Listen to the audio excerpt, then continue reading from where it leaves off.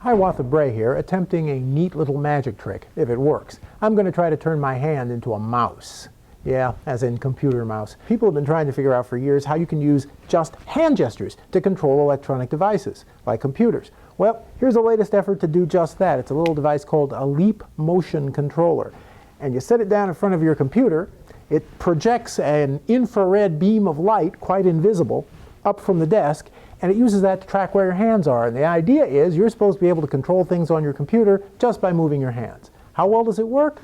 Well, it's not totally successful, but it's kind of interesting.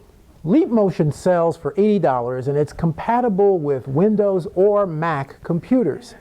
You plug it into the USB port and download some relatively simple software. Unfortunately, they don't include a user manual to explain to you exactly how it works, and figuring it out can be a challenge. For example, in many cases, you have to activate a control on the computer by pushing your finger toward the screen, but not actually touching it. How far do you have to push it? Where exactly do you have to point to it? It's often very confusing to figure out. There's a learning curve for every program here, and there are only about 75 programs that are designed to be compatible with the Leap Motion system. There are a few really nice, interesting ones, though. My favorite so far, actually, is the New York Times. There's a remarkably well-designed app. I especially like the feature that lets you scroll through a story by twirling your finger. It's kind of cool.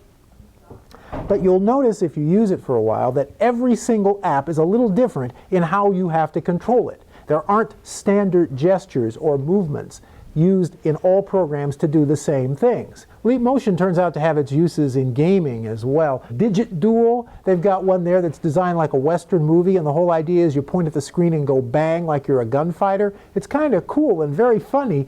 The only problem is that, once again, Leap Motion's aiming isn't quite precise enough, and when I go bang, sometimes I think I'm pointing directly at the bad guy on the screen and the shot goes wild. I'm not quite sure what's going on there. See?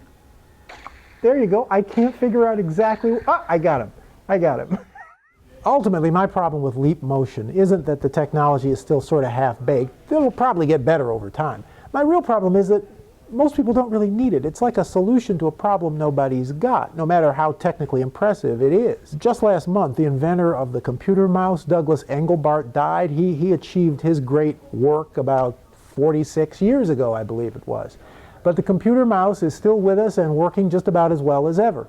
And actually, I developed a new and hearty appreciation for it after using Leap Motion.